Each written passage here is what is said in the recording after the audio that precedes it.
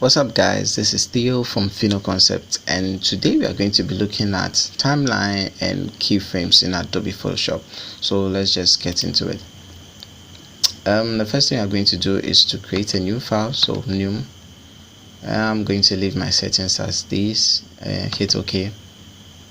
Now we have a white background right here. Now the first thing we are going to do is move over to window. Then we will make sure that this is checked, so timeline, and our timeline just pops up at the bottom right here. So let me just fit to screen, and I'm going to create a new video timeline by hitting this icon right here, or that option. Now initially it's going to be at 5 seconds rather. You could increase the number of frames you get using the slider at the bottom right here, or you could just click on any of these options and you could increase or decrease them at will.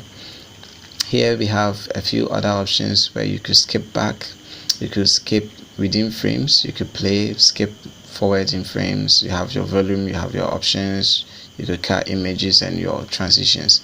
But today I'm going to be talking about the timeline itself. Now this is our timeline where we'll be moving our object, or we'll be creating our video through.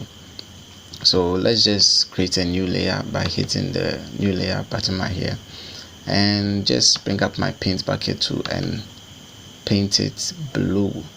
Now I'll grab my move tool and just drag it to the center. Okay, so I'll hit OK. Now you notice that when I hover my mouse over to this portion, I could actually reduce the size of the playlist. So you notice we have the duration and the start of the video or the layer. I could click and drag it to this other portion in the timeline. I could also hold my mouse down to move this entire layer over the timeline. Now because this image is not actually on the timeline at the moment, you realize that we have just the background showing. Now if we move our timeline towards the image, now it pops up, so we have our image right here. Now if we move away, notice that it vanishes off because we are no longer on that layer, so that layer will not be showing. So about our keyframes, we can enable our keyframes by pressing this little arrow right here. So the moment you press it, it just points downwards and your keyframe options are also popped up. So we have position, we have opacity, we have style, and this varies when you are actually using a rasterized image or a shape or some smart object. So as smart object, this is going to change. Let me just change this layer to a smart object. Now notice if we hit the little arrow right here, we have transform, opacity and style instead of position. Now that's the few differences between the smart object and rasterized image. So let me just duplicate, let me just undo first, duplicate, and I'm going to rasterize this one, sorry, convert to smart object, and I'm just going to create another. This time around is going to be a shape, so let me just hide that one up. So if I go to my rasterized image right here and cancel this, and I click on the arrow, you notice we have position, we have opacity, we have style. Now let's hide that. So let me name this smart so that you get a fair idea of the difference, and this will be shape. So when we click on our smart object right here, if I bring down the arrow, notice that we have transform, opacity, and style. That's another difference you could get. Now if I bring down my shape, notice that we have position, opacity, style, vector mask position, and vector mask enable. Now basically what these are for every particular shape, layer, or an object, there are a few options you could use on them. It's not every layer that could give you some specific manipulations you could or altering you could use on them. So for smart objects, you could actually transform. Now let's create a transformation. So I'll just create a new timeline by hitting the clock icon right here. Then I'll move over to this portion. Let's just hide the shape so that we can see what we are doing. Move over to this option.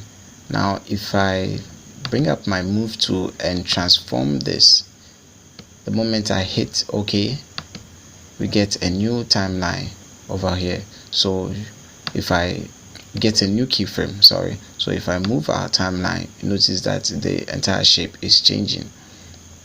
Now for instance, I do not want to I want to basically create this thing by myself. Let me delete by pressing the delete button on my keyboard. So if I move over to this portion, what I could do is I could actually create my own timeline by clicking on this icon right here. So it is created for me. Now the moment I change or I move this, I transform this and hit OK, this is going to change for me. It is automatically going to update itself. The keyframe is automatically going to update itself to fit what I have created now. So if I move my mouse or my timeline, you notice that the shape is now animating towards that side. Now I could move over to this portion as well. Then I could create a new one. Then with my move tool, I could transform it probably to this shape. Now if I move my if I move my timeline, you notice that this is what we are getting. So over to this portion, now it's creating this entire shape, moving whatever for me. So let me just hide this. Now for the layer, we have positioning. So if I bring down this, we could move over to the beginning. I could create a new position, then move over to this portion, then I could create another position bar. For this one, I'm just going to move this away from the background, so I do not want to show it. Now if I click and drag this over, you notice that we have this image coming in and moving out. So basically that's it. You play with these few things and you have your keyframes. You manipulate them towards your own liking. So give this video a thumbs up if you liked it, and you could also subscribe to our channel because we have a lot of upcoming videos teaching Photoshop and other effects as well. So I'll see you guys in the next one.